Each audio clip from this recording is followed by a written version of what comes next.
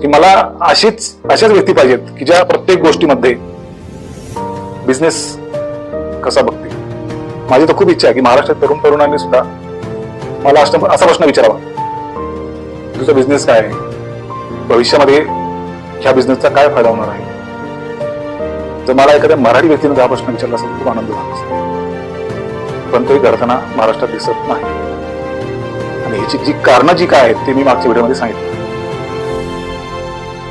की जी वडिलोपार्जित संपत्ती असेल, 7 तारखेला महाराष्ट्रामध्ये वेळेवरती पगार होतो, अजून बऱ्याच काही गोष्टी, हुंडा, मोठ्या प्रमाणावर हुंडा मागितला जातो लग्नात, आयता सगळा पैसा आपल्याकडे.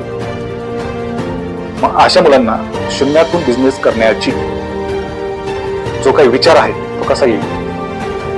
मी सगळ्याच मराठी तरुणांबद्दल बोलत नाही, काही मराठी तरुण आहेत जे खूप चांगल्या प्रकारे बिझनेस करतात, पण खूप मोठ्या प्रमाणावरती असा प्रवर्ग आहे आपला मराठी माणसाचा की जो अजूनही नोकरीवरती डिपेंड आहे.